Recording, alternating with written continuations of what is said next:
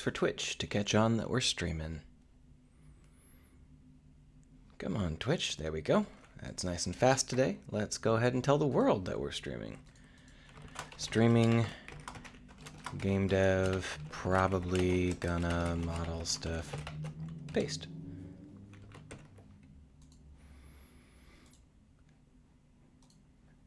Now, let's make sure that we don't have any weird audio tricks. It's all fine here. Good. All right. So I'm trying to get it to be a little bit more than an hour long these days, because an hour appears to be when everybody chimes in at the end of the first hour. Unfortunately, I've got a stomach flu, so I'm not sure that I'll be able to go for even an hour, but we'll get a shot. We'll see what happens.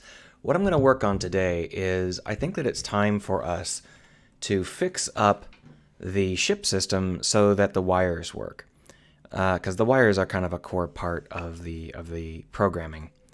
So if we pop open our test scene here, grind, there it is, and we hit play, there we go. So the wires are just basically the same thing that we're using to connect the various tasks together, except for the idea is they would run along the ship and they would connect various rooms, like this one, for example, to various other rooms or hardpoints. And because of that, these rooms have to have cable connective surfaces. Unfortunately for us, they currently do not. So we are going to go in and maybe add them as model elements, or I could just not bother. It's tough for me to decide what the best way to approach this is. Basically, the wiring needs to be able to go from any room to any room, and I think that means that every room needs to have wiring in-out ports. The question is, excuse me, you can really tell that I have a stomach bug today. The question is where they would go on these rooms in order to get the kind of flexibility we would need. And I think it's going to have to be on the top or the bottom in spaces near the edge, because some of these rooms go to max height at the middle, but none of them start at max height at the edge. So if I put them right here at the edge, then what'll happen is I'll be able to have wires that creak out and just go zoop out the side here, instead of forcing them to go through the roof or whatever. But another option is to have them on the side. Again, the problem is that a lot of these rooms go out to max width, and unfortunately, I think that they're going to go out to max width quite quickly in some cases. So I think that max height is the thing that we're going to want to rely on. With that solved, let's go ahead and make some changes. We are going to just pop on into our prefabs, and we're just going to add in a wire connector object, and I'll attach it to the objects here manually for now. Later on, I might change those ship modules, model them more correctly, but for now, we're just going to go ahead and create the plug. So drag that away, and our plug is actually, don't drag that away, bring it on back. There we are. I'm going to drop it down so that it's like this, right? So basically, we're going to want to have a plug that fits into this room in such a way that it can be on both sides.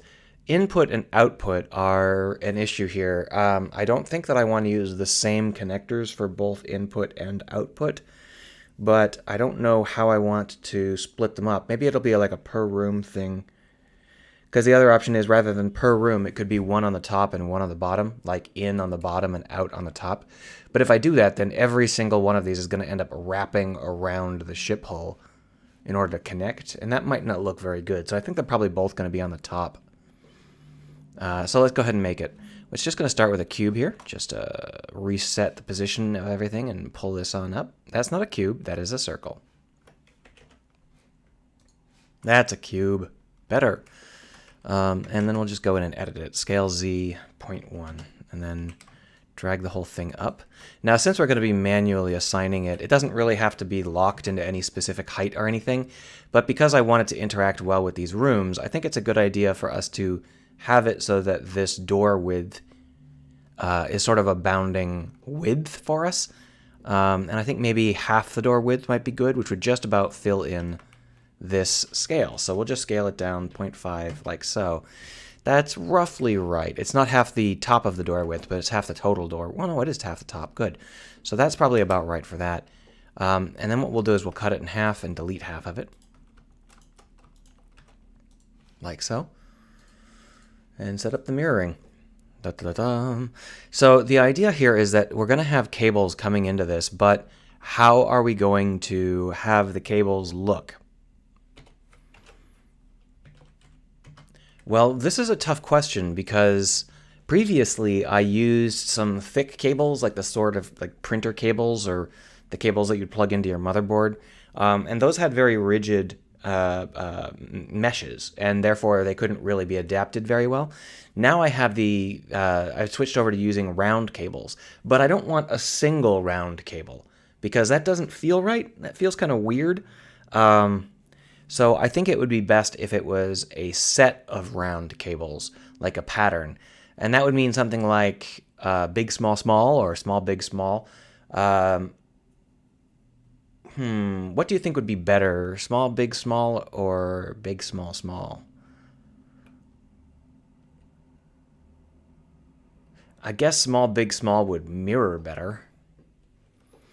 Well, let's go ahead and just create them and see. Here is a tube, which we'll just pop on up here and rotate X 90, extend bloop, like that, and then flip direction. There we are. So here is a cable.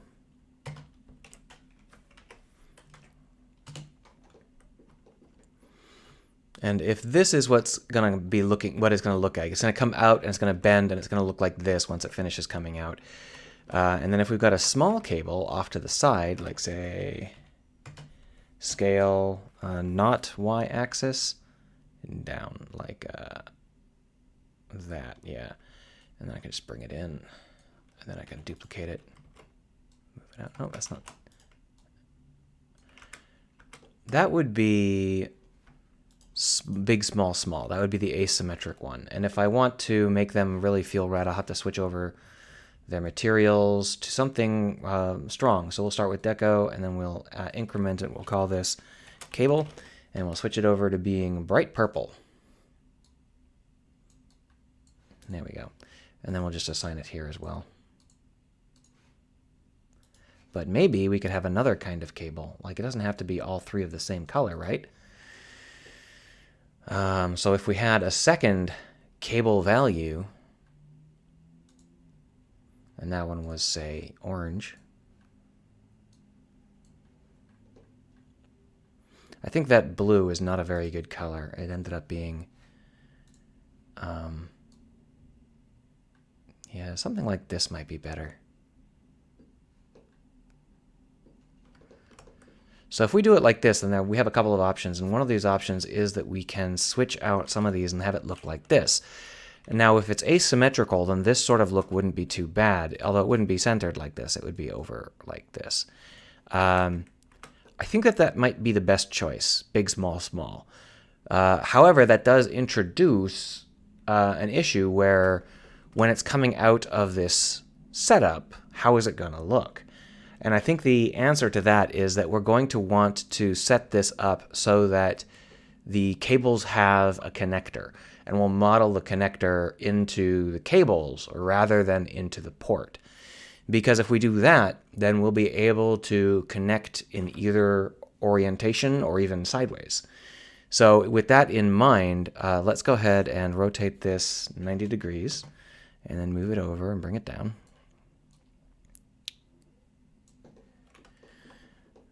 Now, if we take a look at this, in order to make this work from any angle, we're going to have to also consider the fact that it might be rotated 90 degrees. And that makes it a little bit more awkward, doesn't it?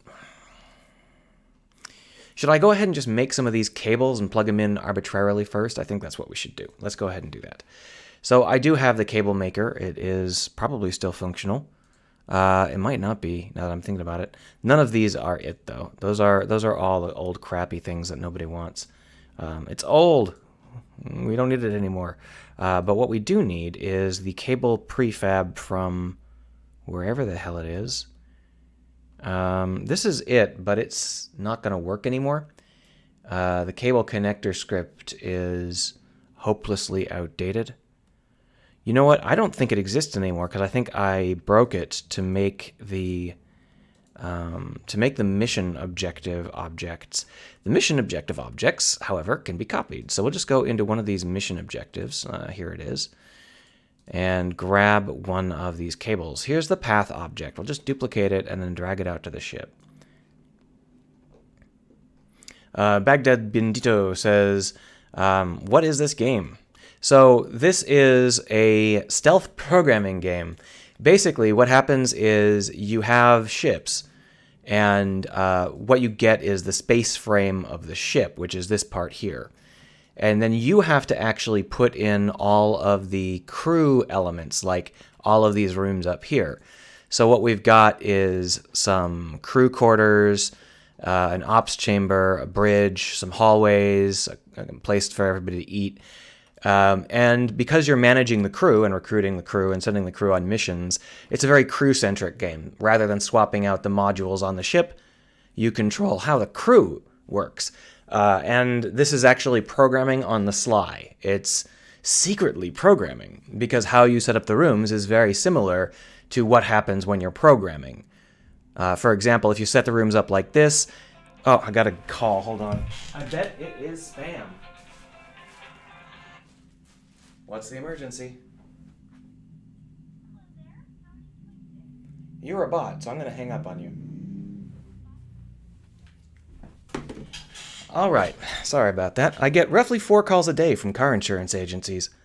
I do not own a car. Great.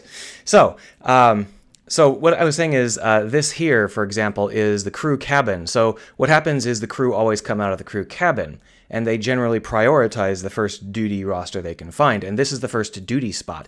So that means that the crew will do all of the duties here before they move on to do any duties assigned by anybody else. And the ops room assigns duties to whatever ship elements it's told to assign.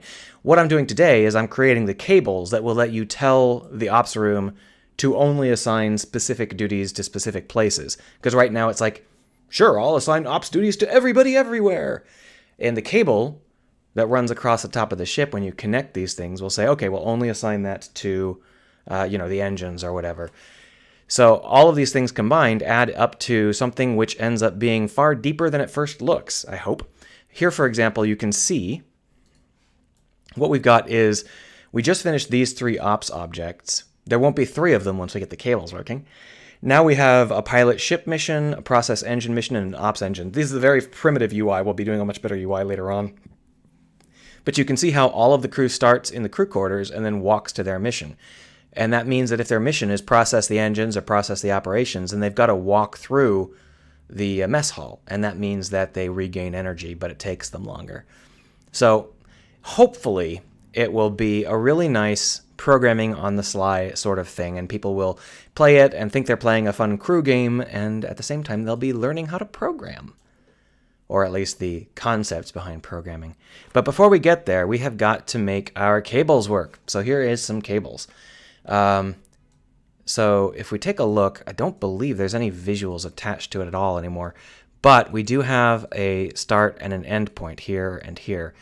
Now, the only problem with this is that right now we're still using these here, and these cable straights and stuff are just no longer in existence. They shouldn't even be listed anymore, so we'll just delete them.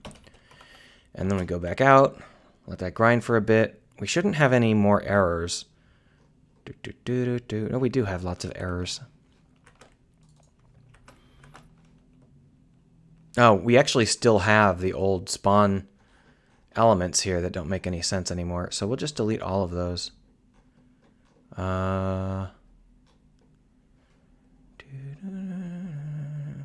Wow, these are... No, stop. Why? This thing updates every single day.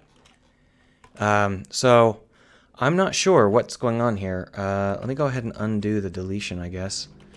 What am I mistaking? Because I'm pretty sure that this creates cables based on a progression. not based on these meshes. So if I say reset cables connect,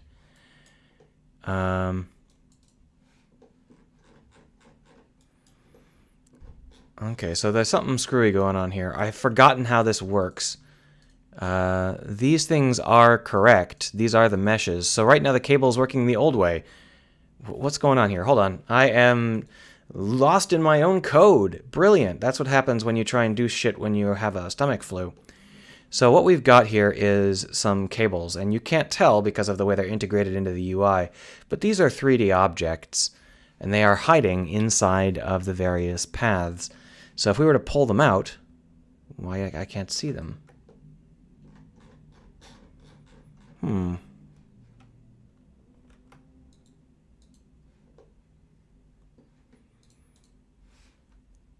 Here it is, transform tracker cab. I didn't pick one that was active. That's the problem. What's that? We got operations. So operations. Here we are. Transform tracker cab. There it is. So you can see that this is what we should be seeing. So what the heck was up with that when I copied it and it was like random bullshit? And it didn't have like radius or tension or chain or anything. Did I copy the wrong thing somehow? I must have copied the wrong thing somehow. I must have picked some really, really old piece of crap and not noticed. I must have something ancient in there somewhere. So this is what we should be seeing. I don't know what the heck I was talking about before, because those are so obsolete that I shouldn't even have them around anymore. I don't know what I copied. But if we do this, then we can set up a chain. We can be like, yeah, go from here to here to here to here to here, and then go. And you can see how it makes a mesh. It's basically the same as the UI, not the UI element, but the built-in. Let's go ahead and just see how it compares to the built-in path element. What's it called? Path. Line renderer. Is it line renderer? It might be line renderer. Yeah, positions. So here you can see that this is a line renderer. It's got the same exact setup, and we can just do the same exact things. But unfortunately, it is using global space. Yeah, let's go local space. There we go. But you can see the difference between the line renderer and mine is that mine is actually circles. Now, it has these really bad parts where the edges aren't softened. But if I were to soften the edges, it would probably be much more fine. Let's go ahead and soften the edges a little bit. They're still going to be 90 degrees, though. Yeah. So we're going to have to compute some paths that aren't quite as obnoxious here. But basically, the difference here is pretty noticeable. The line renderer doesn't actually create anything 3D. It creates a two-dimensional object, which is why I'm not using it right now. But I'm not actually sure if that's something that it can't be fixed. If there might be a way I can fix it.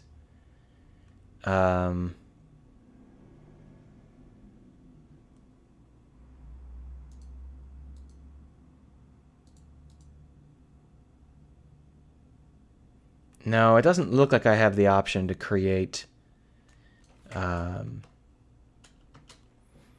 it doesn't look like I have the option to create tubes. It looks like it's always going to just be flat objects, which isn't really what I want. I want tubes. More than that, I actually want tubes that have real lighting rather than the crappy unlit vert thing I'm using now. So we'll switch this cable over to a different shader. We don't need this one. We'll go ahead and use a different material, like Deco, just for now. And you can see how there's a real physical presence there. Deco is not a very good option, though. Let's go ahead and duplicate Deco, and we will call this wiring. And we'll have two wiring materials, one that of each color. That's not a big deal to make that happen. Doop. And now whether it's wiring, we'll just change the color a little bit so that it's more noticeable.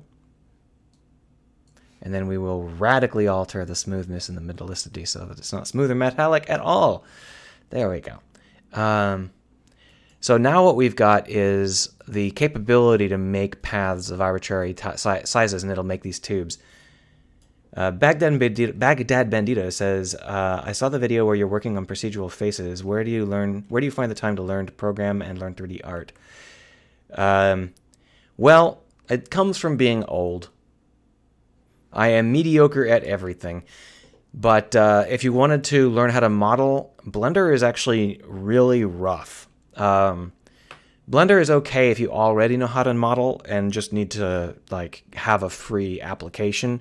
But for learning the actual modeling, it's both complicated and not very nice. I would recommend something like SketchUp. SketchUp's much easier to learn. So if you want to learn 3D modeling, you're going to have to put in some hours. There's no free magic skill that you can learn. But when you do learn something like SketchUp, it's much more easy to approach. And, after maybe a 50 or 100 hours of SketchUp, you won't have any problem learning Blender after that. Now let's go ahead and fix this path up because I need to see this twist here. I need to see what sort of edge case that is. I know what sort of edge case it is, actually. I just need to see how to fix it. Baghdad Bandito asks if SketchUp models can be used in Unity. Sure can. Any 3D modeler can export things that can be used in Unity. Another really good opportunity, if you are more in the mood to model like people or monsters rather than objects, you could get ZBrush Core. ZBrush Core is extremely good, and it does allow you to export to Unity. It isn't free, but it does do a lot of really, really high-quality stuff. There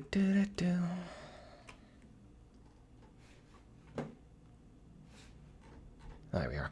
So if I move this Y and Z, so Z is the offset. If I make this -0.5 and this 1.5, will that make that problem go away? Yeah. So basically we're going to have to avoid having exact vertical elements just because I don't keep track of which way to split when we go on a vertical axis.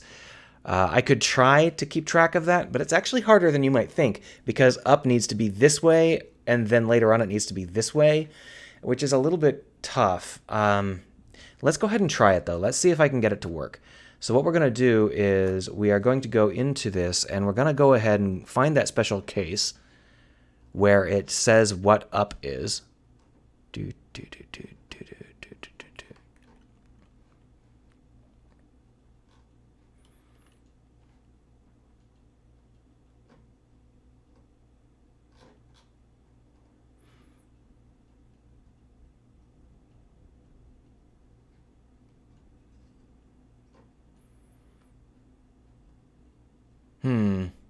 I don't think it's in this class.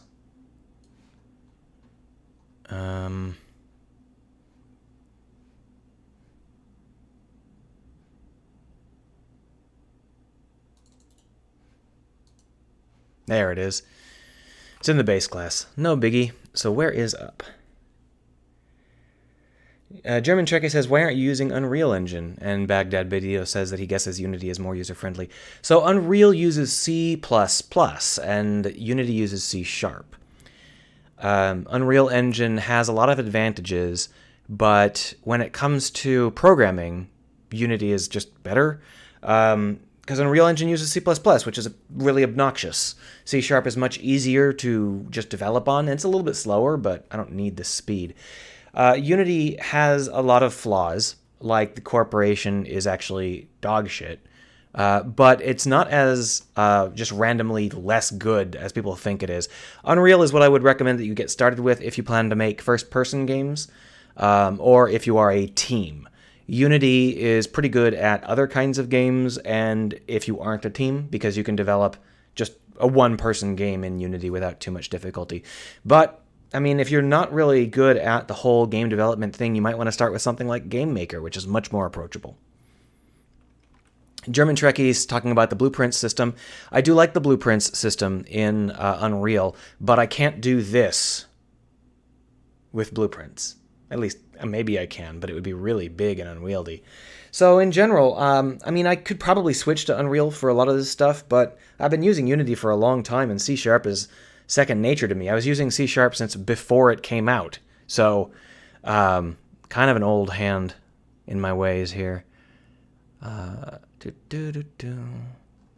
Where is up? Here it is. So what I've got here is if I am going up, so if the dot product of my normal and transform.up is greater than 0.9, then that means I'm either going straight up or straight down, and therefore I need to do transform.forward.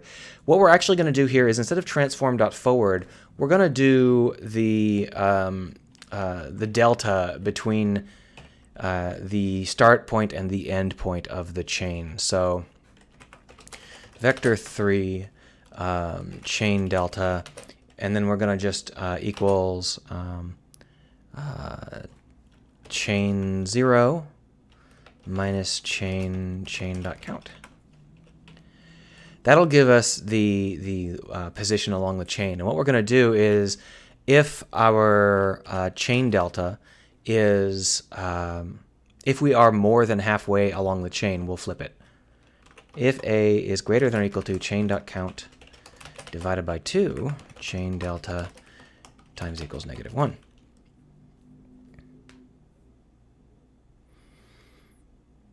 Baghdad Bandito says he got the graphic programming from the asset store for Unity. It's not really as good. Yeah, that's definitely true. Unity is actually terrible at visual coding and flowcharts.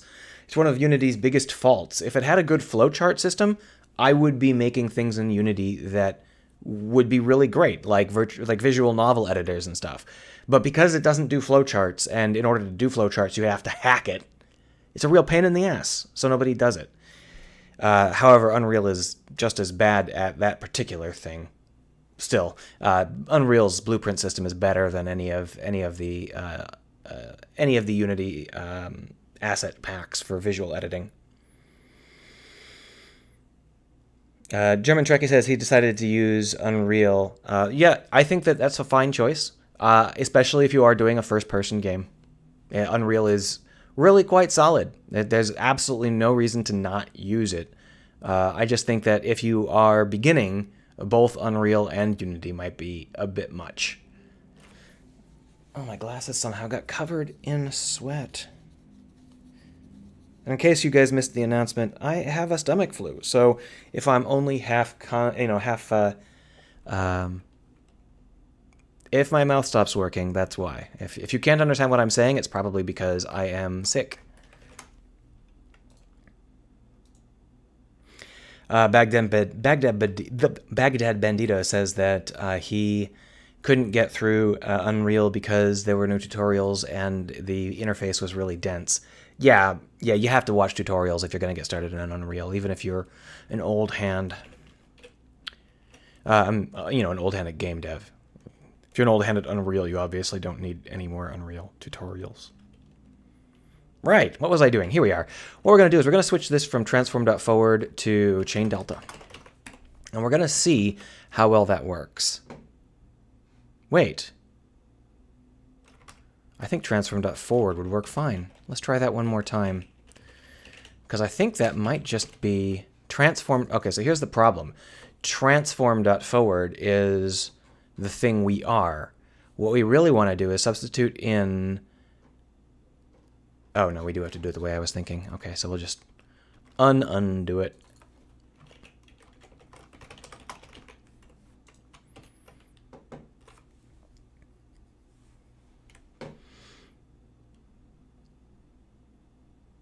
All right, let's try it. So what we're going to do is see whether or not this works. It may not. It didn't. It crashed. Blah!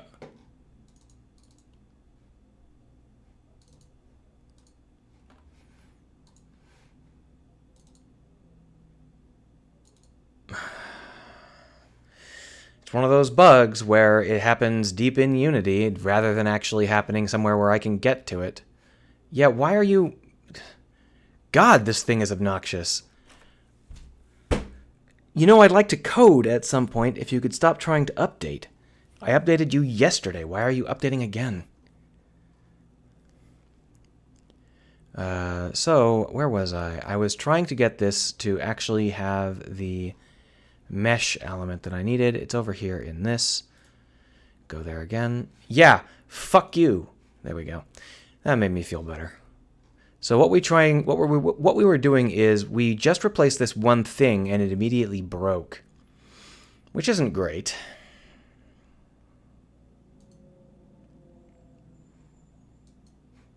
My guess is this is the problem. I'm just an idiot. Yep, I'm a little too sick to be trying to do this, but we're going to try anyway.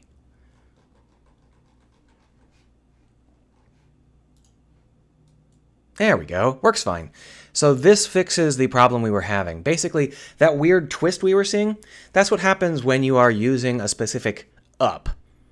So when you're calculating out things like rings and stuff, you have to know which way is up so that you know how to go around clockwise. And if your up kind of switches polarities, then you end up with a ring that goes the other way. And that's what was happening. We had a ring that was going this way and then continued going that way, but then it switched directions. And that's why we had that twist. But in this case, what I've done is I've made it so that the up switches directions when it's supposed to, and that keeps the up the same in terms of how it actually unrolls. So now we shouldn't have any problems with that. We still have an issue where it collapses at the edge here, and there's some ways around that if we really care, but I don't. So we're not going to worry about it. So what we're going to want to do here is set this up so that it connects 2 points that we give it in a much more aggressive way, I guess I want to say. I need it to create a chain on its own rather than me specifying the chain every time.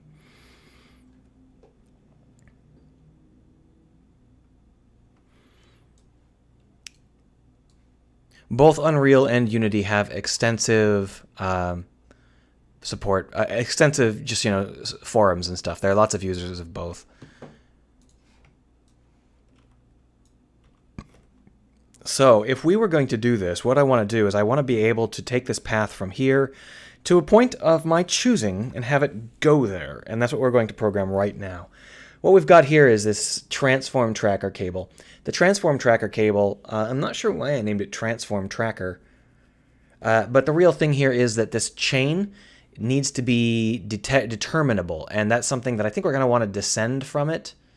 Oh, it's because it starts with a task. Okay, we're going to want to descend from it, I think. We have to specify a target, and right now there is no way to do that. Let's just take a quick little look at what elements are where. So if we take a look, here's the generated cable, and it does the make mesh just fine. If we do the transform tracker cable, when it does a setup, it actually walks through all of the elements, but it doesn't have any of the functionality that we need. Yeah, so we don't need to descend from the transform tracker cable. We need to descend from generated cable with a new kind of generated cable, which is good because that's how I created it to work. So we're going to just go ahead and create a new script, and let's call it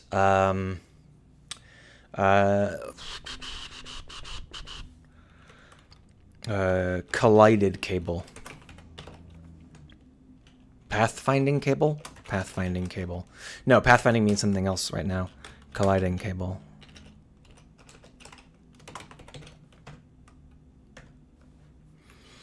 And that'll descend from generated cable. And the big difference is that this is going to be colliding cables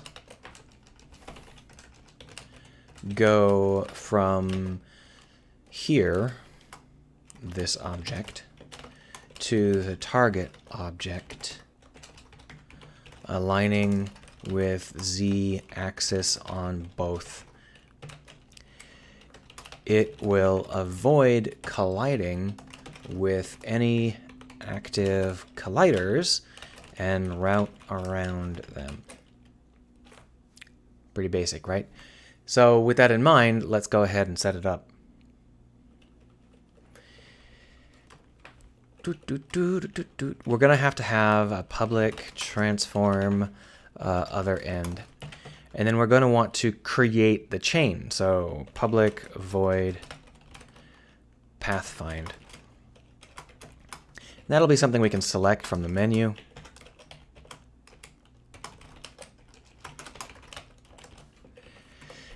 And basically, we're going to create a chain of verts. And the first vert is going to be where we are. So that's easy enough. We're going to clear out the old one, chain.clear. And then we're going to add in ourselves, transform.position. And then when we're done with this, we're going to have to go through the chain for each. I should probably do it for int a equals 0, a is less than chain.count, a plus plus, chain a equals. And we have to turn that from a world coordinate into a local coordinate. Otherwise, we'll really regret it later. So we're going to go ahead and do that. We're going to just say transform dot world to local. Nope. Transform dot inverse transform point. I can't remember which of these goes which way. World space. This is the one. Good. Chain A. And then down here, we're going to go ahead and make it make mesh. There we are. So the magic happens, and then at the end, we're going to add chain.add other end.position. And at the end here, we're going to go ahead and add our path found elements. So to do this, we're going to come out of the z-axis a little bit and then start to curve around some. This is a little bit more challenging because we have to know a couple of different things. We have to have a direction towards the target, and we also have to have the direction we're currently traveling. So the direction we're currently traveling is going to be along our z-axis. So vector 3 z equals transform dot forward. And we're going to chain dot add transform a z plus transform dot position. So I think the better way to do this is vector 3 cur pos equals transform dot position. Vector 3 inertia equals transform. Oh, we don't even need that part. That's fine. We can just go ahead and add it in here. And what we're going to want to do is say while pos does not equal other end dot position, or vector 3 target equals other end dot position plus other end dot forward. Well, pos does not equal target, do stuff, right? This is a risk because we could end up locking Unity. It's very weak against infinite loops, but that should be okay. What we're going to want to do is move between these two elements. We're going to want to add these as things, though. So chain.add pos, and down here, chain.add target. Also, I think I'm going to divide this by 3, since a whole meter seems a little bit much. And believe it or not, that's probably all we need to do for our first check. So let's go ahead and see whether or not this will work. All we have to do is go back over here, scam in and out like that, and then go over to the path. This we're going to replace with our new colliding cable. There we go. And we're just going to go ahead and remove this. We don't need it. The other end is something that doesn't exist right now. We'll just go ahead and create something. We're going to go ahead and create something that actually exists, just for the sake of having something that exists. But the problem is that all of these objects are really awful at being Z-oriented. Like for some reason the cylinder is Y-oriented, which is kind of dumb. So I guess what we'll use is just even the quad is Y-oriented, isn't it? They're all Y-oriented. So we'll just make it empty. Doesn't matter then. If there's nothing that works, empty is fine. And this blue is our Z-axis. So what we're going to want to do is put this in the right position. And then rotate it so that it points up like that. And then what we'll have, in theory, is a connection between these two objects. I guess I should probably still add an object, and then we'll just rotate it into the correct rotation like this.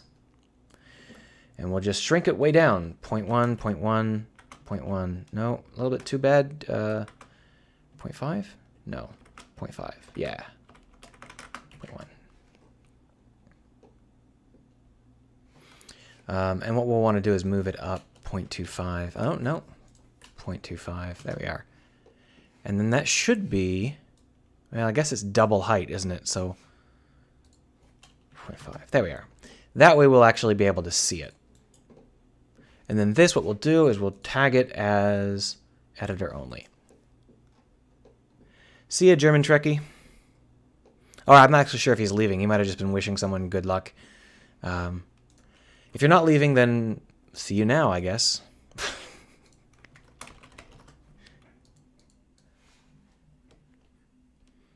So we'll just drop this into the other end, like so.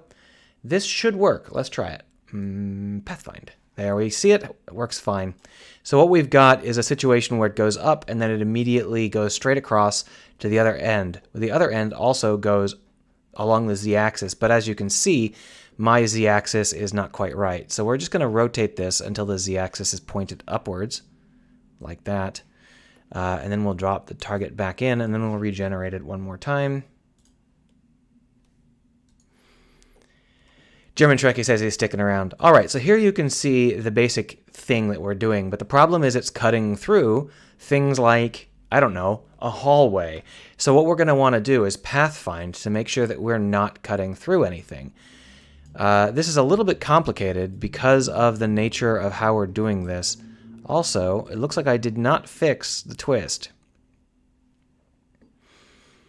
I think what we'll do is we will make it so that it doesn't go straight up. We're going to make it so that it goes partway towards the target. So vector 3 path delta equals transform.position other end.position minus transform.position. So down here what we'll do is vector 3, we're going to go ahead and make that path delta dot normalized. And then we'll add in that as well. Come on. Wow, you are not seeing me at my best today, guys. I am really pretty sick. That's fine. I always say that, right?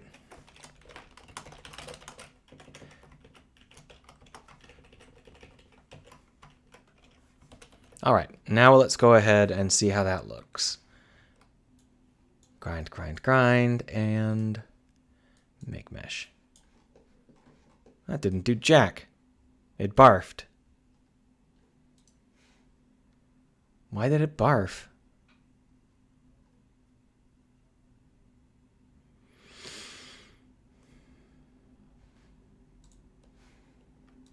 I bet it didn't barf. I bet that was just me.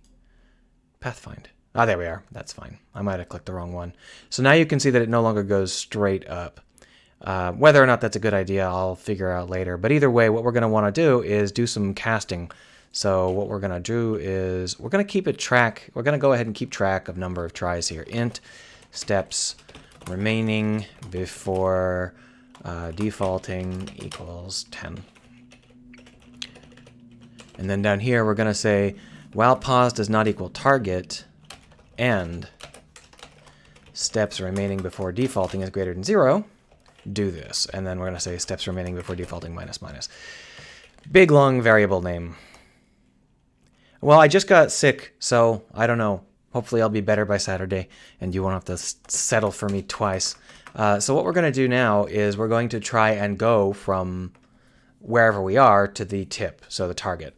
So from there, we're going to go ahead and say vector 3 delta equals target minus pause.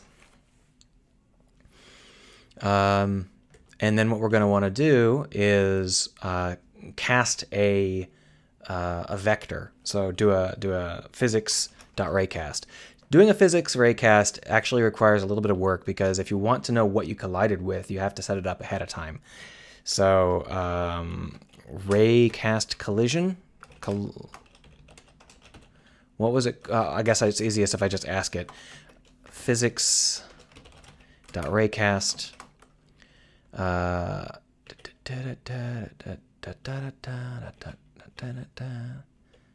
Raycast hit.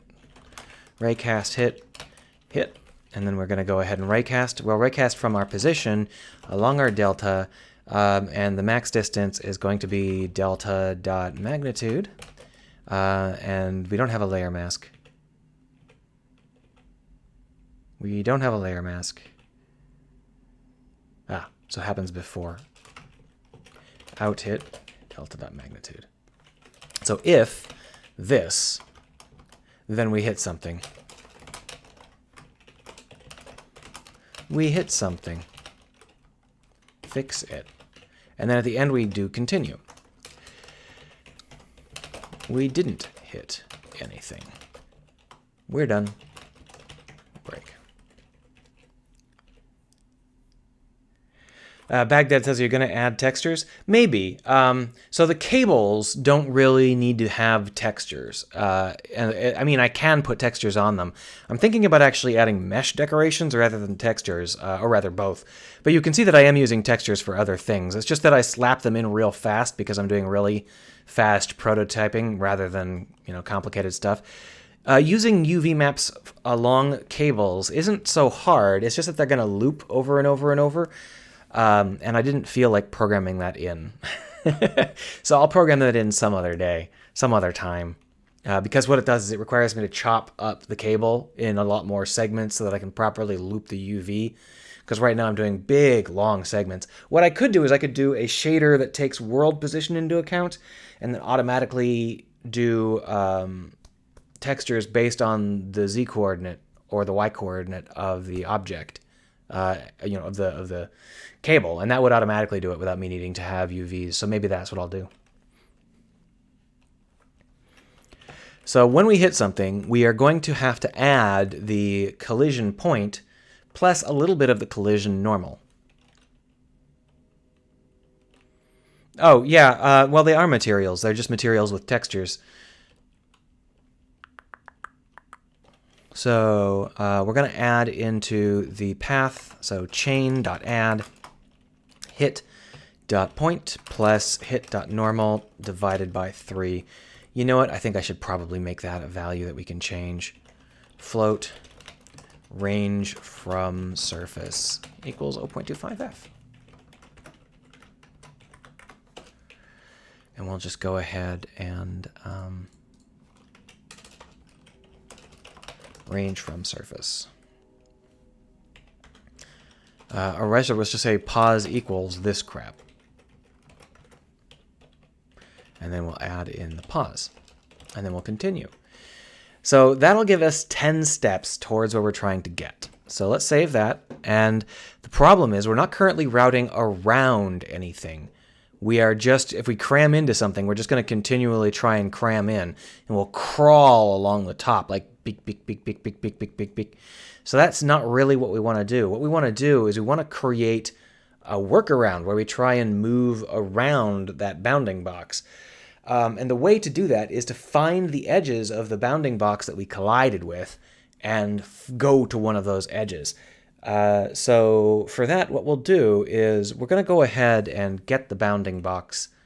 This sounds like something we want to do in another function, I think. So let's go ahead and create a new function here.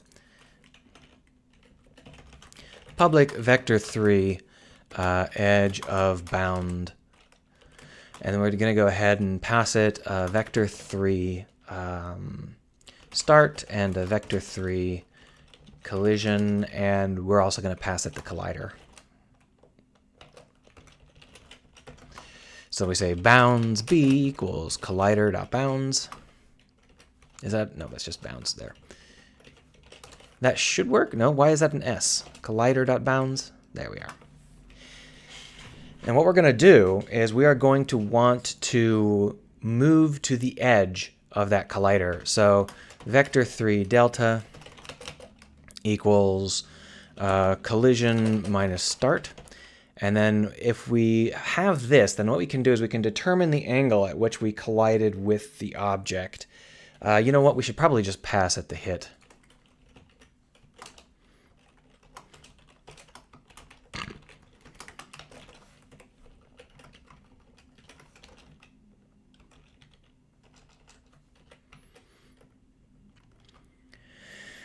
So when we have the bounds, we've got the normal and we've got the delta. So we're going to want both of those. So vector3 collision normal equals hit.collider.normal. No, that's not a normal. No, sorry, just hit.normal. And then we're going to do vector3 delta equals hit.point minus start. And then what we're going to want to do is we're going to want to take this delta and flatten it against the plane created by the so if trying to talk about this without drawing it is actually quite difficult. But basically, if we're coming down from above, like if we're here and we're coming down here, we want to actually find the flat element here. We don't want to have an offset element, because we're going to find the flat element and then we're going to extend and then we're going to find the closest point, and that will allow us to rapidly move along. But in order to do that, we have to use the normal, and we have to remove the normal from the delta that we've created. So that's what we're going to do. Vector3 pure delta equals vector3 dot, and we're going to get rid of the normal. So we're going to tell it to exclude the delta, exclude the normal. From the delta. Now the only question is what they have replaced this with. Project on plane, fine. Because they replace these things all the friggin' time, and they don't mark them quite well enough. So this is actually the opposite. That's fine.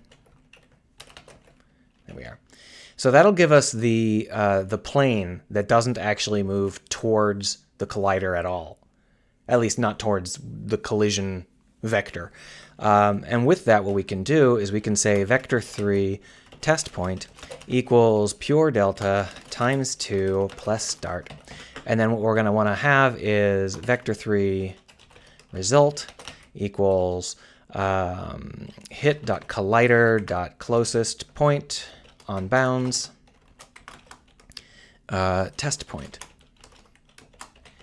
Now we've got a lot of values set up here, a lot of vector3s. We don't have to declare that many, but this isn't really a function that happens very often, so I'm not too worried about wastefully doing things. So now what we've got is a setup where we hit something, and what we're going to want to do is get that vector. So rather than this, we're just going to go ahead and get that edge of bounds.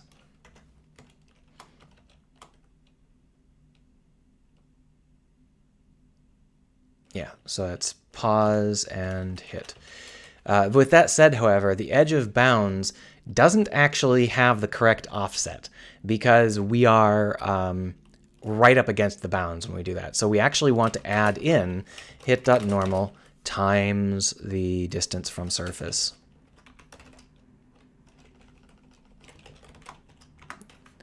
There we are. That should work. It may also just hang and screw everything up and explode violently. We shall never know. Now the problem is I don't actually think that these hallways have colliders until... Oh, they do. There it is. It's a huge collider. Look at that. Why is that collider so big? It does not need to be that tall. That's no good. So let's go ahead and find the base collider. Here it is. And this is going to be a lot shorter because it does not get that tall. So we'll just shrink down the Z. No, X? Really? Okay, so some of these are installed backwards, I guess. I actually don't know whether or not this is going to work, but we'll go ahead and try it. And if we hit apply, that should make it so that all of them have the same flat. Yeah, that'll do. I'm not actually sure whether that'll do, but it'll do better than what we had before, which wasn't working at all. So the problem is that that's actually still pretty tall. What we're going to want to do is bring this up rather considerably. So transform.forward will pop it up. We'll divide that by 2.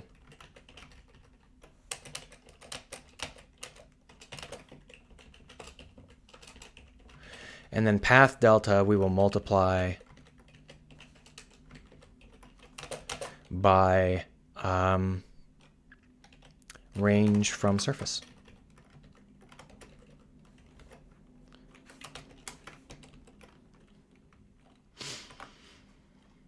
Because it needs to be able to go above that collider and sort of skip it.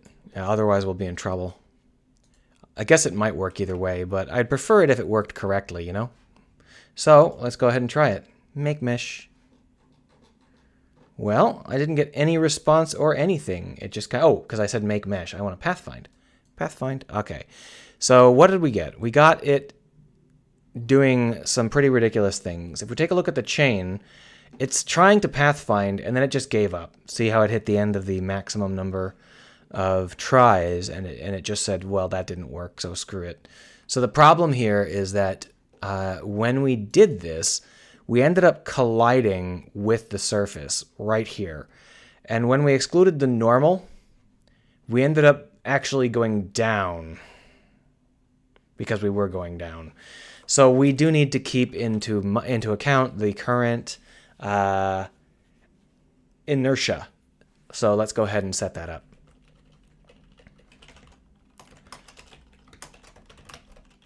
Bye, German Checky. I probably won't be here when you get back. Vector 3 inertia equals pos minus transform.position. And what we are going to want to do is when we hit something, we're going to want to pass in the inertia as well. Because that will be something important. So what we're going to do here is pass it that inertia. But we're also going to want to make it so that this is vector 3 next equals edge of bounds, inertia equals pos minus next, and then pos equals next. And what we're going to want to do down here is when we have that inertia, when we do this point where we get this delta, we're going to want that delta to be half the delta and half the inertia. So we'll just go ahead and say that that's inertia plus hit dot point minus start. However, none of these are normalized, and we kind of want them all normalized. So normalized and then normalized. And will this work? Don't know.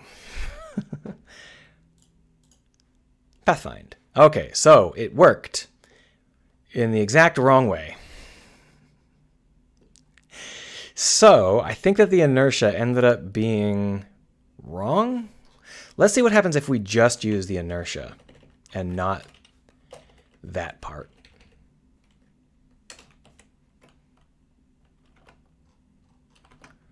Oh, but the delta is actually, we actually need this to not be normalized. That might have been the issue. Grind, grind, grind, and play. Oh, not play, idiot. Pathfind. All right, so we're still having these issues. I think what the problem is here is that I am not doing it right. Surprise! Basically, the issue here is that we are running into a collider immediately, this collider here. And I think what I'm going to do for testing's sake is just make it really aggressive.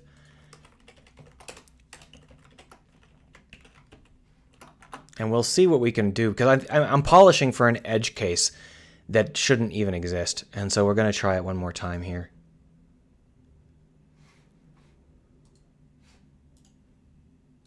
That's more like it. But you can see how there are some problems. We end up still going backwards. So what's happening here is that we are getting some strange situations. One of the issues is that we're really moving very aggressively. I think we're going to want to do a raycast that's affected by the inertia so that we steadily turn. I don't know. Do I want to raycast?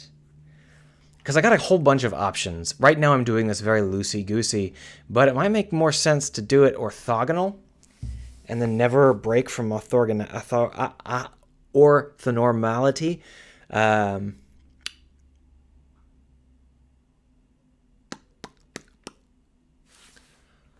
Let's go straight up.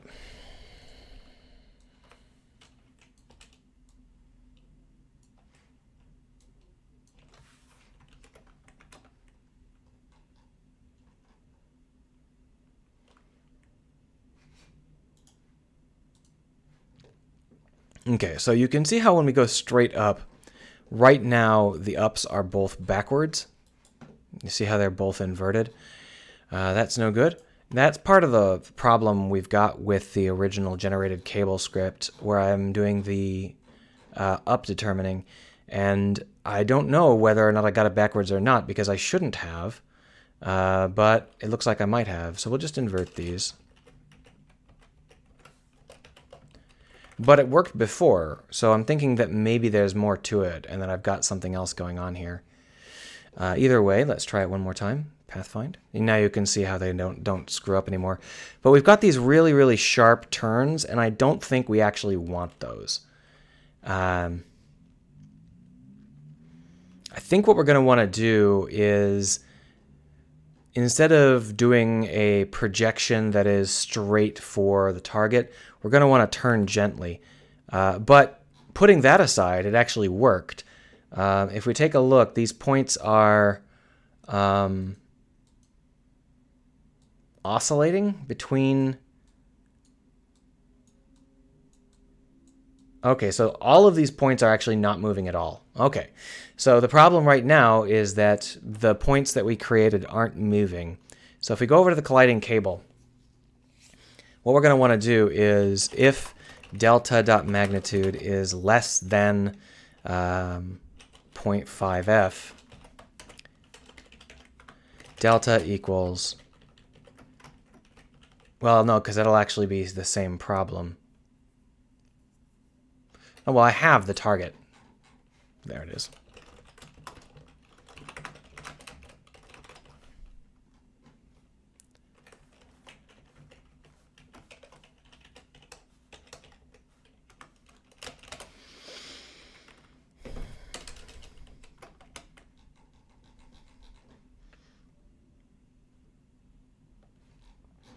All right, so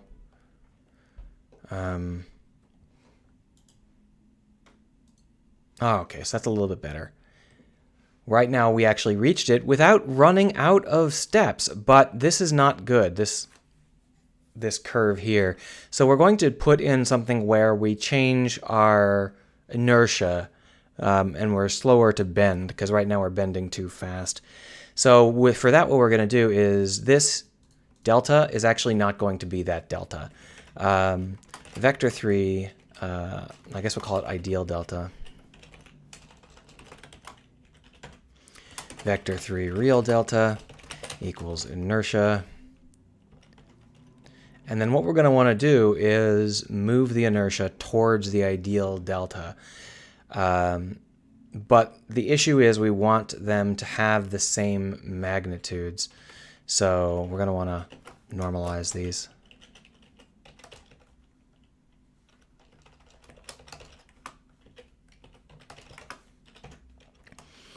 So real delta equals vector 3.lerp, ideal delta, or real delta, ideal delta. I guess it shouldn't even be a lerp, it should be a move to, shouldn't it? Move towards real delta, ideal delta, and then the amount, so 0.25f. And then what we're going to want to do is we're going to want to see whether or not they are the same. Float range equals target minus pos dot magnitude. If real delta does not equal ideal delta, then range equals 1. Something like that. Actually, that's not what we want to use. We want to use tension. Range equals tension. So here what we're going to do is put in a real delta and our range. But if we hit here, we're not done because we didn't necessarily move the correct amount. So we didn't hit anything, and we're going to go ahead and say if real delta equals ideal delta, break. Otherwise, we're going to want to do this exact same thing.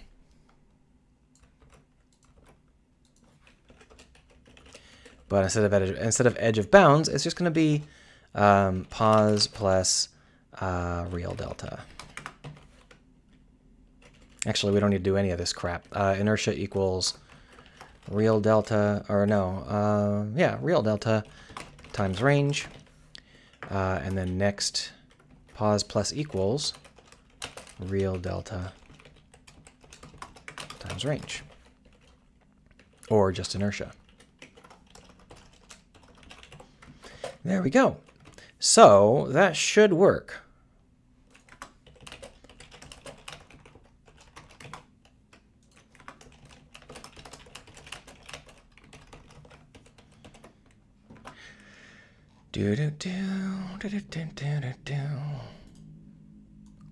Ah, there we are. See this damage we've got down here, though? Cute. So I don't really know what the issue is. We're trying to reach this point right here. And it looks like we missed. And then we couldn't curve around. So our ideal was this. Our ideal was down, and this was the direction we were going. And instead of looping around, we bounced. That's interesting. I wonder how that happened. If we take a look, we actually gave up. We actually hit the max chain length. But down here at the end, what we were doing is we were... Let's just drag this out so we can see it.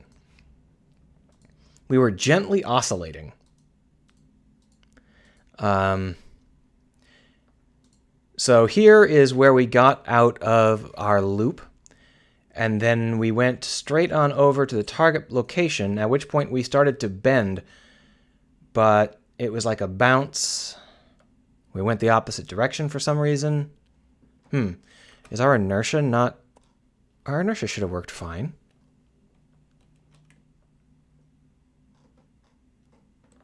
Let's go ahead and change this from 10 to 20. But what we're going to want to do is also change all of these values. Because we don't need that kind of height right now. And we're going to make this 0.5.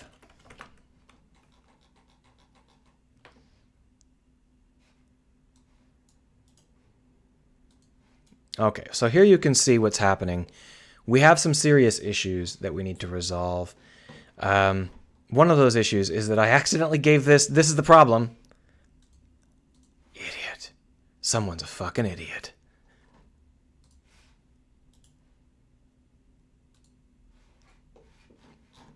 God, what an idiot. But we're still having issues with colliders not quite working. And what we've got is a problem with the collider code. It must be the find next object code, because it's going backwards every time. And that's not what we want. So down here is our edge of bounds where we're actually working. What we're going to want to do is just put in some debug code just to see what we can see what the hell's going on. Debug.log delta inertial delta too low skipping. And let's see whether that's what's causing the issue. Yes. So all of these have an inertial delta is too low, which means that we're passing at a delta that is, as you might have guessed, too low, which is kind of weird because inertia shouldn't be...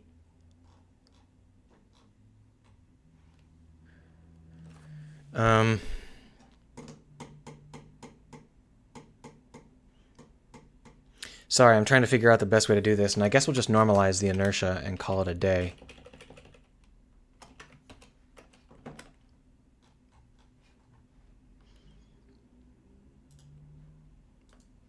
Wow, that didn't work. So what we're seeing here is that we're projecting the wrong way with our inertia, and I think that that's what we were doing before as well. So what we're doing is we're finding the bounds of the box, and then we're finding the collision normal, which is the vector at which we collided with the box. But this is supposed to be basically straight up. In fact, it should be exactly straight up, because that's the normal off of the surface we hit. Our vector is actually slightly down, as you can see. So when we do that, it should be almost 90 degrees off, and we shouldn't actually end up with anything. But let's see, maybe this debug.log inertia is plus inertia versus normal plus collision normal. And that should be almost 90 degrees separate from each other. One should be Z and one should be Y. Let's give it a shot. Yep, there we've got the Z and there we've got the Y. So the question is why it is inverting. So the question is whether or not the pure delta is backwards. So inertia is delta versus purified pure delta. Oh, I'm adding it to start. I see what the issue is.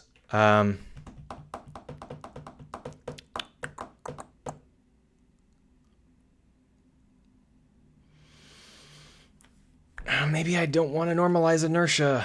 I need to move. I need to move along. I think what I want to do is I want to find start. So let's go ahead and say test point is start plus pure delta times, and then we're going to get the hit dot collider dot bounds dot magnitude. You're going to barf? Why are you barfing? Bounds dot magnitude. Bounds dot extents dot magnitude. So that'll get us across the whole boundary, hopefully. Let's go ahead and give it a shot. That should work fine.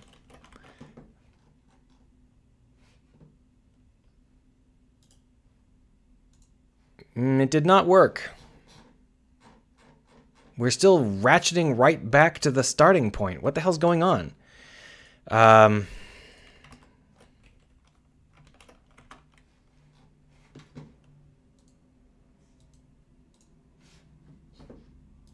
This is something basic, I'm sure, and I'm just too stupid to find it. So here you can see that it should work. Inertia is... This is the one that's causing us the issues. Inertia is -1 purified to -1. Congrats, that's right. In case you're wondering, that's this segment here. For some reason, however... Do I have them... No, that's correct. -1 is that way. Because if you take a look here and I move this, you can see how it goes down. So -1 is that way.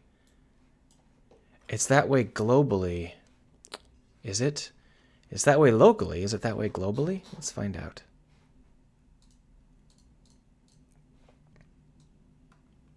Yeah, it's that way globally.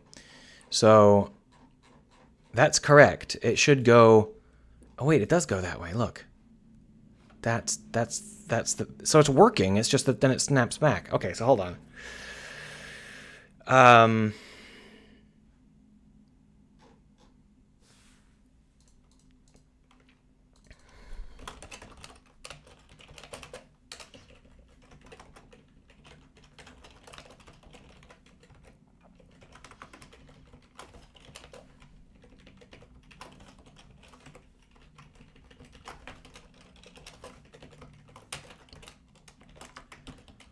All right, so let's see, because I think that this is actually working and then it screws up. And it might just be that my inertia is bad here. Oh yeah, I'm just a fucking idiot. All right, I found the problem.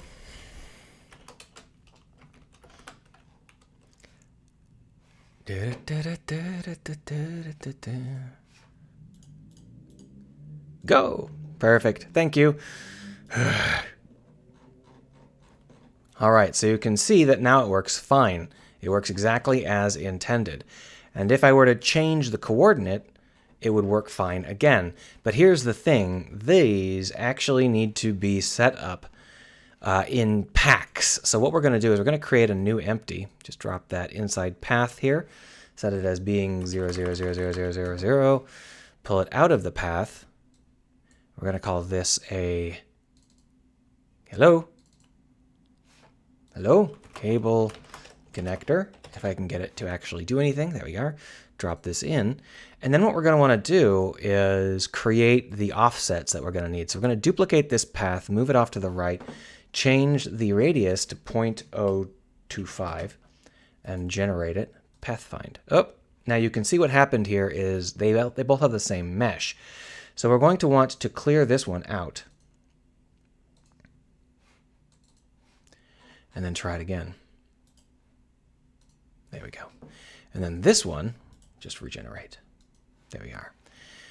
Now this second path is the wiring. We're going to need a new wiring mesh. A new wiring material. So this will be wiring B, or however we want to name it. It doesn't really matter. Drop that in right here. There it is. Wiring 1 will have a different color, so maybe that first wiring should be green. And then the second wiring can be substantially more vivid, I guess, than we had before. Something like that. I don't really know what sort of visual I want at the moment, but basically we can just do this.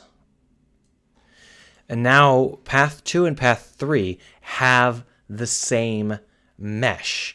And that means that we can actually remove that. We don't need to have that there. And we'll call this cloned path. We'll call this small path. And we will call this large path. Now the problem with this is that when we want to create new versions of this, we're going to be regenerating the meshes. So what we actually want to do is we want to have a method where this small path can override the cloned path, because we don't want to calculate it out twice. We want to use the same mesh twice. So what we're going to want to do is have an event where we can pass that mesh around. Easy enough, right? So let's go ahead and set that up. Here with the colliding cable. Actually, we can do it down here in the generating cable. We're going to want to have a new kind of function.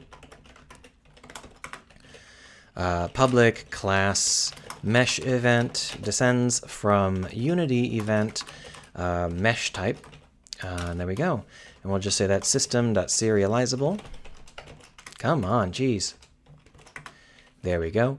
And we're going to just put that in right after the tension. Public mesh event on mesh created. There we go. And then what we're going to do is down here at the bottom, on mesh created dot invoke mesh. Pretty basic, right? So grind, grind, grind, let that fly. There it is. And then we'll drop in the cloned path and we'll tell it that the mesh filter dot mesh or shared mesh. There we are. So that way, even if we clear this out and regenerate it, it should work. To try that, we'll go ahead and we'll remove the mesh from this list here. Just set it. Come on. There we are. Now if we regenerate it, well, let's move the target. These targets, let's go ahead and separate them out like this, and then drop these two inside of the large target, and then delete these two smaller cylinders. All right, there we go. So this target can now be moved independently, and what we're going to do is we're just going to slide it across here and then reset our setup here. Now the problem is that I just screwed that up. Undo, because this target actually needs to be inside of the cylinder. And the reason for that is because this cylinder needs to be centered.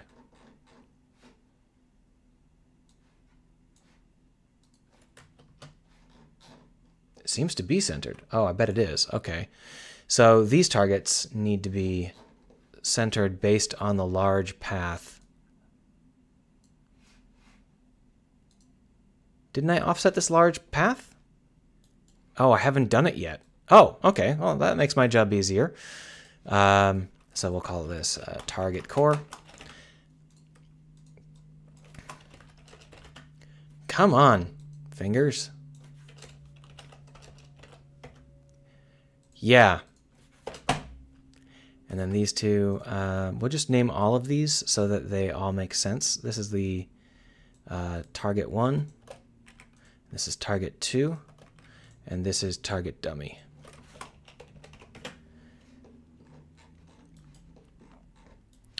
And those should all work. The only problem is, yeah, they're all good. So the only problem is that the target core is actually aligned in a really dumb way. So we're going to want to not use it. We're going to want to create an empty. We're going to call this empty the target core. We'll drop it into the target 1 here, set it up to have no offset. Drop it back out into the cable connector, and you can see how the blue is now pointed up, and that's on purpose. We can grab all these, drop it in. Now they all have the correct Z alignment for our target, whereas this thing is just randomly pointing off in the middle of nowhere. So whatever, right? Target visual. All right. So with all of that set up, we now have to move it and test it. There we go. So now let's test it. So if I recreate this small path, didn't work because it has a mesh. That's easy. We can just kill it. None.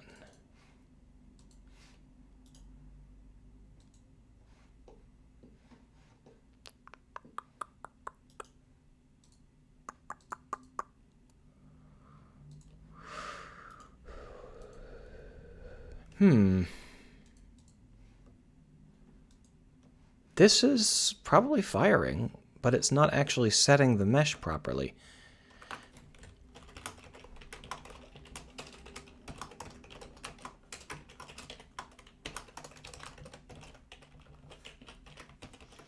Let's make sure it's firing before we do anything too stupid here. So it's definitely firing, but the cloned path mesh filter is not getting set.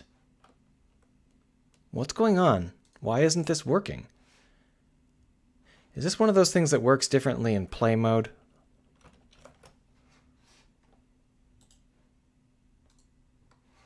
Fuck you. Yeah, it works fine in play mode.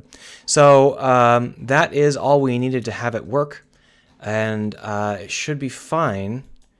So now what we need to do is, yeah, it should be fine. Now what we need to do is do some testing for some fun, right? We're going to want to pull this down so that it's somewhere annoying like this, and then let's set the target somewhere equally obnoxious, like say. So here's the problem. I actually don't think that this ship has a collider on it yet. So we're going to want to put it somewhere where even if there's no collider, it's still going to make sense. Oh, the event was set to runtime only. Thank you very much. That's what I was screwing up.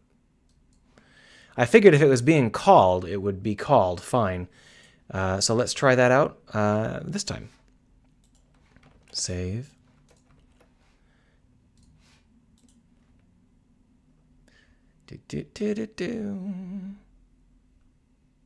Player Anonymous helped me out there by telling me that I was being stupid, and I was. So you can see how this mesh kind of ping-pongs around, and you might be wondering why the heck it's ping-ponging around. Well, it's trying to find a path that doesn't collide with anything. Here you can see that this object is actually overlapping with the others. I'm going to bring it down so that it's a little bit smaller, 0.05. But I'm not sure that I want to fix that. I'm not sure. Either way, if we hit play, you'll be able to see that what it does is it weaves around the colliders. But there is a spot here that doesn't have a collider attached but is still opaque. And that's going to be an issue. The funny thing is I actually have a hole specifically for this kind of thing, and I didn't end up using it with that. That cable didn't end up going through it. There are going to be a lot of concerns as to how this is going to work. I'm not 100% sure that I can do it like this with just blind ray casting. I may have to find the ship map and actually slide along in a way that makes sense. Another thing we're going to need is to actually add some kind of collider to the mess hall. I don't believe it has any. Yeah. With no collider, it's obviously causing us some issues. So mesh collider. Convex. There we are. Mifaz is suggesting an oct tree, but that sounds like it would be overkill. Basically, all I need to do is say things like, yeah, run in a certain direction. But you know what might fix it? If I just do more orthogonal crap. So right now what we've got is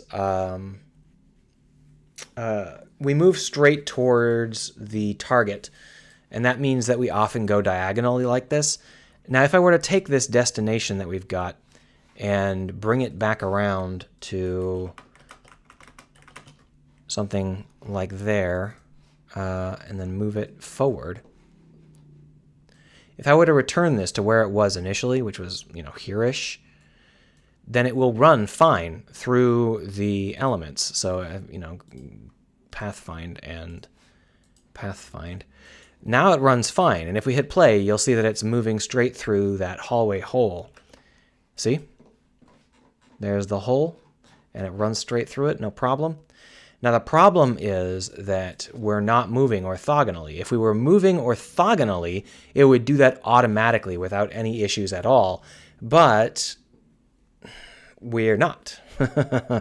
So the question is, do we want to force it to move orthogonally? And German Trekkie is like, how long will you stream? I'm thinking about stopping half an hour ago. I think that would be a good time to stop. But I've currently got my teeth in this problem, so I'm trying to figure out the best way to do it. So the problem here is that when we're moving towards a target vector, what we're doing is we're using our ideal delta. This is our ideal delta. What we're actually going to want to do is turn that into an orthonormal vector. So I believe we can just say orthonormal. Oh no, it's a vector operator. Hold on. Ideal delta equals vector3 dot orthonormalize. So this doesn't feel right. Maybe orthonormalize doesn't do what I thought it did. Let me just take a quick little look here. Orthonormalize.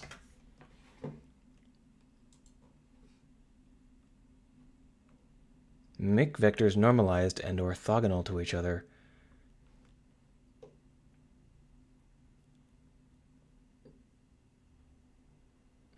No, it looks like that's going to be a pain in the ass. There's something wrong with it. I'm not sure what it is.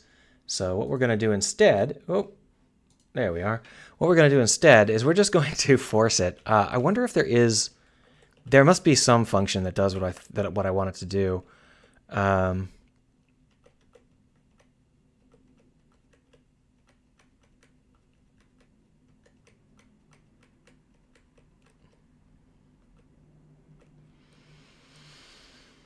I don't see it, though.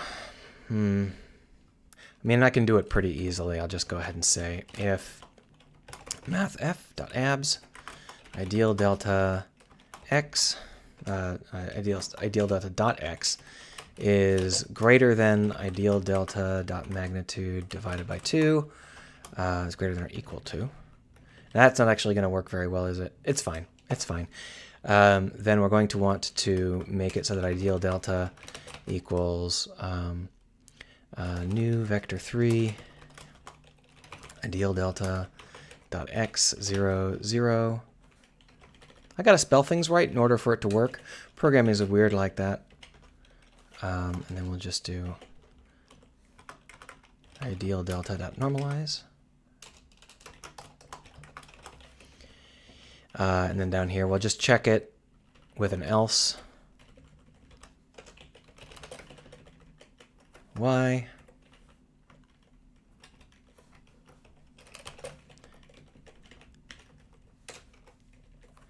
And then else Z. And if none of them are more than half, then it'll just do the whole thing. It'll just go curved. It doesn't matter. Because it doesn't have to go orthonormal. It's just trying to be orthogonal for the sake of being orthogonal. And that should work. Let's try it.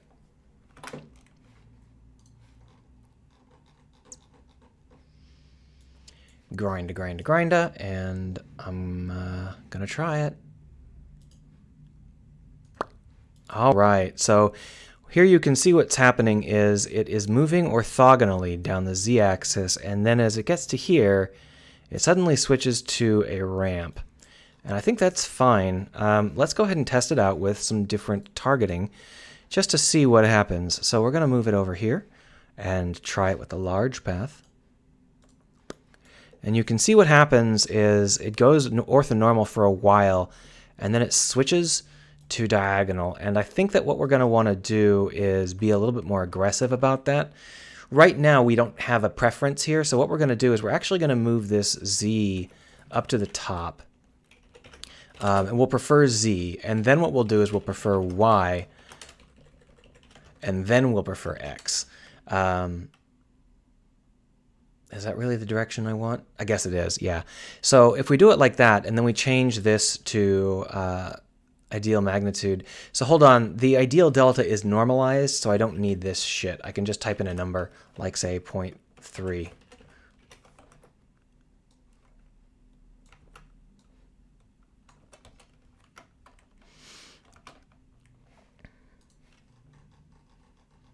Let it recompile and try it one more time. Pathfind. Okay, so it's still kind of defaulting at the end. That's kind of interesting. So let's go ahead and get it to tell us what's going on. Else debug.log ideal delta is wonky plus ideal delta. And let's see whether or not let's see whether or not there's a problem there, because that ideal delta shouldn't be, I guess it's a little bit curved. Let's try it out.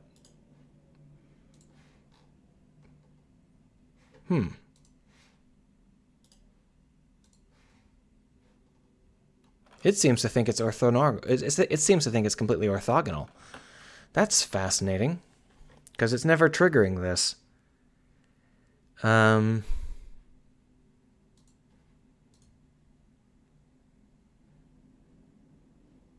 Oh! If we match the ideal delta, we count it as done. All right, so here's the issue. We actually don't want it to do that. We want to go ahead and say else.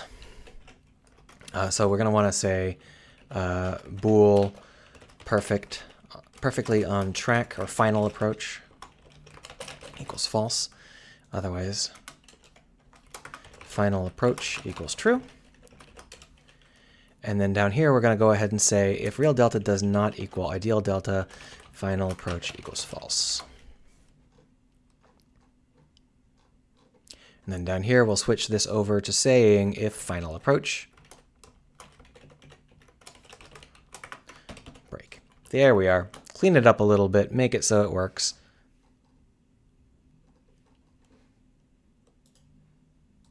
There we much better. Stupid, but much better. All right, so it looks like what we've got is it goes all the way, it goes the full distance it wants to go, but then when it tries to turn and go sideways, it's not allowed to turn that fast. So it ends up looping around, and then looping around, and then looping around, and then looping around. It's not allowed to actually ever hit. So in order for this to work, we're going to have to make sure that we don't actually go the full distance that we want to go. Because right now what we're doing is we are going our ideal delta is normalized, so we're going 1 unit. And then down here, we end up saying go the full length that you want to go along range. And that's target minus pos. So the problem is that target minus pos dot magnitude includes the vector that's off to the side. So we don't actually want that. We want the magnitude of the target minus pos flattened against our vector. So we need to flatten the actual delta against our ideal delta to get the range. Since the ideal delta, you know what, we can do that without this. All we need to do is not normalize it.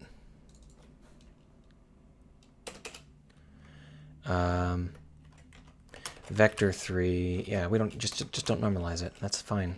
There we are. So what we're going to want to do is switch these over into ideal delta dot magnitude again, as before. I was doing it right the first time. I just was shooting myself in the foot. And we'll just put that in. And then we're not going to normalize it. But what we are going to do is just basically before normalizing, float ideal range equals ideal delta dot magnitude, and then we're going to normalize it. See that?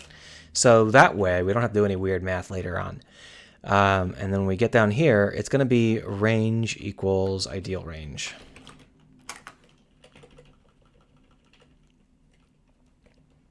Perfect. The only problem is that's still going to end up being a little too long.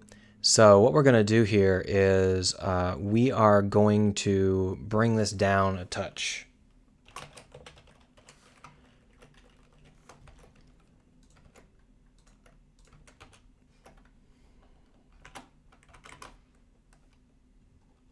I'm not sure if we're going to be doing that. We're going to try it.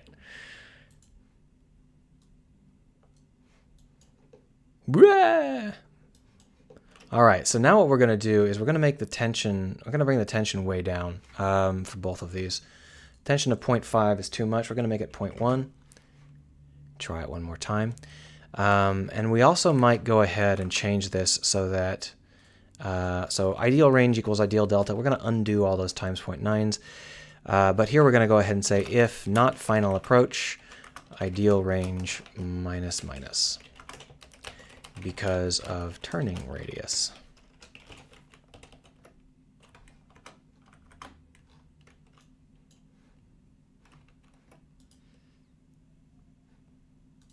There we go, better. So now we've got it working how I want it to work. It goes orthogonal, it then stops short, it goes orthogonal, and then there's no collider here, so that's why it's erroring through. If there was a collider, there wouldn't be an error there. And then it pops up and connects. The problem is that. Curse you. Curse you. I thought I had fixed you. So we may have to figure out that later on. For now, I'll just leave it. It's okay. But let's go ahead and try a couple more formats, a couple more arrangements, and make sure that they all work okay. So in this case, what we're going to want to do is connect it to the room here. You know, just 0. And drop that down, and then push it back. There we are. And now we'll just try that large path one more time. Pathfind. All right, I thought so. So there's some errors with this, and that's because it's going through the room. I don't think that this room has a box collider, which is probably the issue. And this room also has a box collider, and it's much too large. It's obviously not correctly reset. There we are. That should fix it. This one shouldn't have a box collider. Let's remove that box collider and add in a mesh collider with an orthogonal or a convex mesh. All right, and let's try that one more time.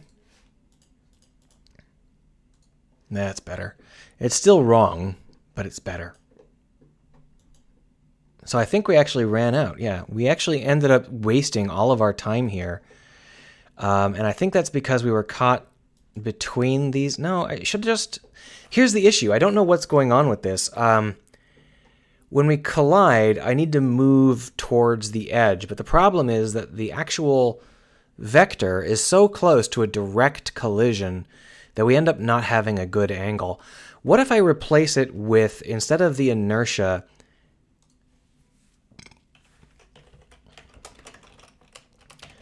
I make it the difference between the hit point and the center of the collider.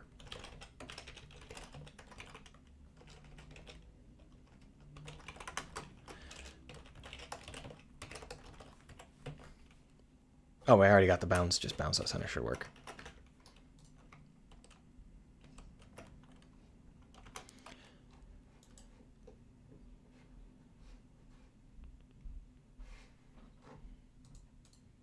We'll do a small path this time so that we can see them both at the same time. Hey, that's cheating. That's too good. Wow, that ended up great. Let's see if the large path does that. Well, there's still some errors. Look at that. So it works fine for this direct collision crap, but when it comes to these glancing collisions, like this one here, it ends up not working. And one of the issues here is that we actually are inside of the collider. We're actually aiming for a point that we can't hit. So if I were to, that's just the visual dummy. Let's try this with the actual target here. If we bring it up out of the collider, it'll probably work. Let's try it. No, we still have this problem. So basically what's happening is it's working fine for the part that actually hits the collider. You can see how it kind of just skirts. But it kind of doesn't do it in quite the right way that I want it to. So down here, what we're going to do is the test point. When we find the test point, we are, in fact, going to move it ourselves. So result plus equals result minus bounds.center times range from surface. And then up here, we're going to remove that because we don't need it anymore. And that will help us a little bit, but it's not really going to fix this because this is actually a different issue. But let's see how it works. Make sure that it works. Okay, that works. Works much better. Still some issues with clipping and such, but what I don't like is this part here. Because what it's doing is it's backtracking, and I think what's happening is the center to there isn't good enough. So we're going to need to use both. So what we're going to want to do here is get this delta, project on plane, delta, blah, blah, blah, blah, blah. We're not going to normalize our inertia at the moment. But then down here, what we're going to do is we're going to say if pure delta dot magnitude is less than 0.2f, we're going to substitute in the center.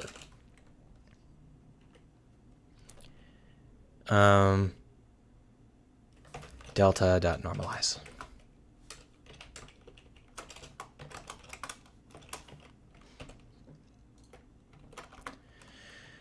Now that should use the normal from that should use the distance from the center to the edge when we're colliding head on, but it should use our previous motion when we are moving. So let's try it. Oh.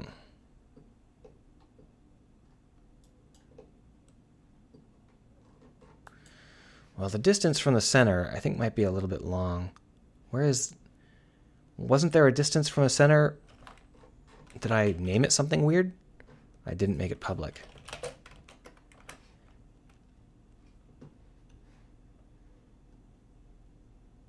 Because that looks like more than 0.25. That looks like 1.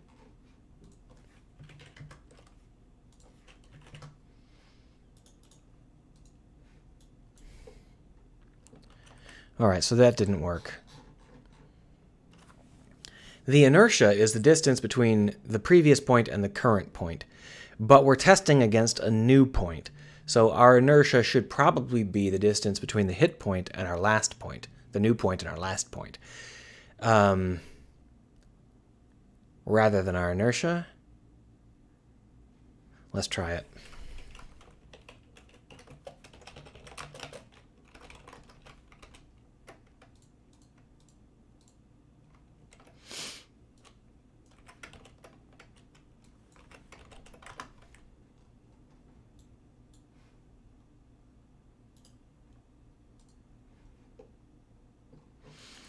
don't get what's going on. You can see how it's twisting around and around and around. I think that's because of this. Let's move it and see. Not that far, like that far.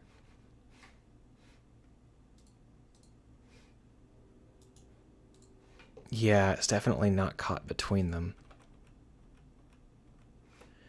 So it's colliding and then it's not moving correctly. And I guess I have to find out which of these is it's doing. So debug.log inertial delta, inertial bounce to direct using center point.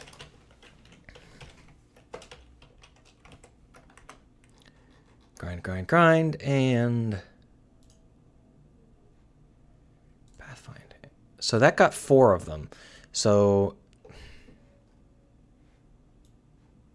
I think it's a mix, because 4 isn't enough. This is like 20 of them. We actually run out. And they basically just slowly climb the axis, as you can see here. Actually, they oscillate, but this goes up very slowly. So what we really want to do is figure out what's going on there.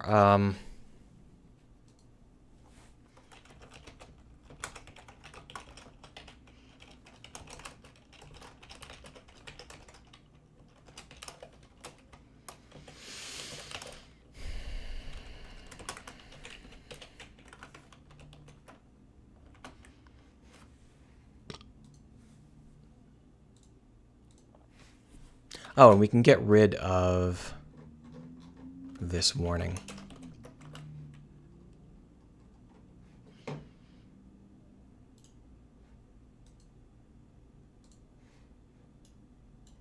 Okay, so this is saying that there are only inertial bounces. Okay, so I get what's happening here. What's happening is we're slamming into it, and we're abruptly changing angle, and then we're trying to come back around, and that takes us steps. I forgot about that.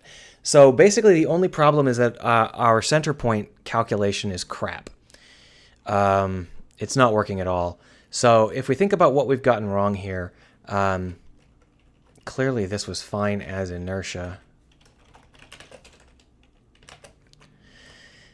So this bounds. This is oh. The problem is that I'm a fucking idiot, as usual. There we are.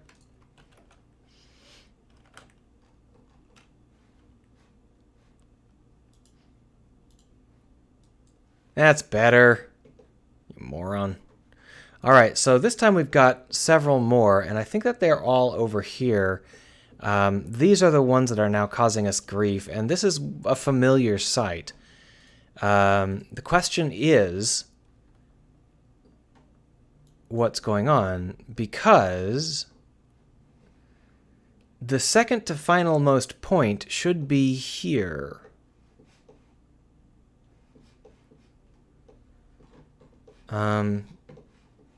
This is a little odd. So if we take a look, what we do is we add in the transform.forward and the range from the surface, of course. So that's the problem. We lowered the range to the surface too much. Let's put it back where it was. Because otherwise we're colliding with shit that we do not want to collide with. We're still colliding with it. Okay. Also, this starting position actually ended up inside of the setup, so we're going to want to move that so that it actually collides with the things it's supposed to collide with.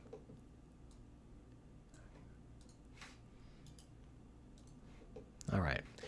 So you can see how it's getting stuck because it's really in a tight spot. And it ends up kind of goofing around. And I think for the moment, I'm okay with that. I'm going to want to fix that later on. But for now, let's go ahead and set it up so that we just try something a little bit more straightforward, because I'm not actually confident that this is working.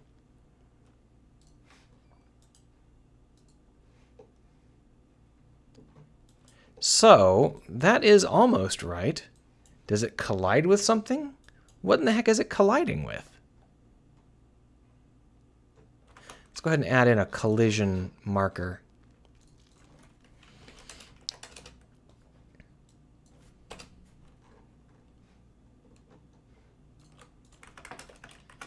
Debug.log name plus routing around plus hit.collider.name. And I'm almost done here. I've gotten a lot done, but it's all been dumb shit. I was planning to just have this work, but I am apparently too sick to actually think it through clearly. Sorry. So I'm pathfinding, and it's not giving me any notifications of any bounces at all,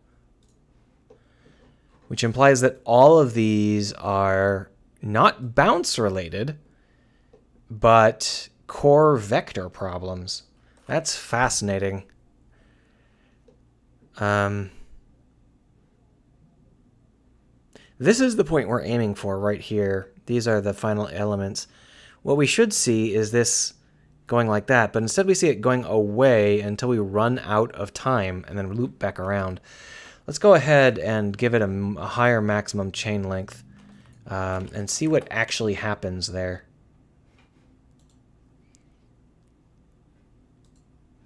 It just continues to go away. So we've got an error where it persistently wobbles directly away on the wrong axis.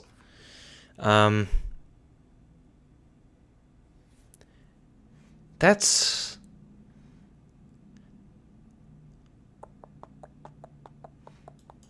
So it comes down, and then it turns in the correct direction, going through a twist.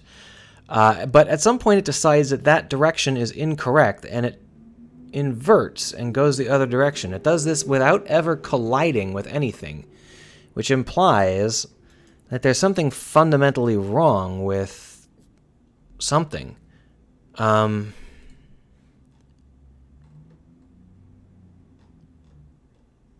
Let's go ahead and take out the slow bend and see whether taking out the slow bend helps. So what we're going to do is down here, when we try and calculate out the real delta, we're just going to use the ideal delta.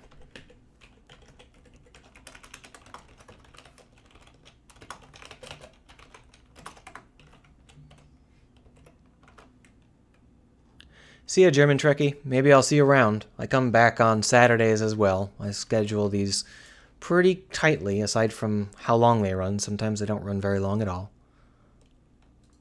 All right, that worked. So the problem was in the bending mechanics. Now that we're doing largely orthogonal stuff, we may not need the bending. Let's leave it with no bending for now. We'll put the bending back in later if we want to.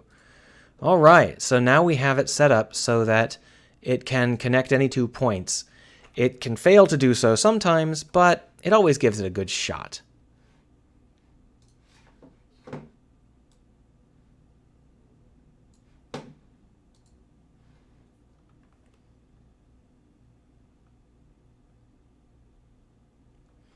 Mifaz says that he recommends using VS Code in Cider version as it doesn't have less debugging.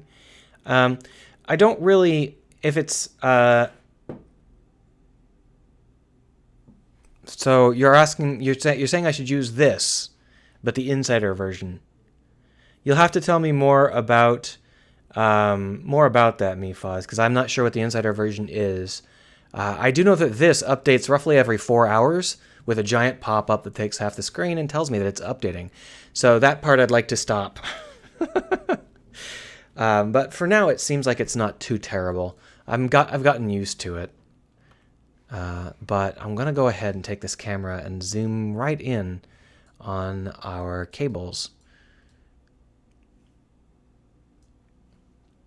He said yes. He says yes, VS Code, but inside. I can't use my inside voice while I'm streaming. No one will be able to hear me.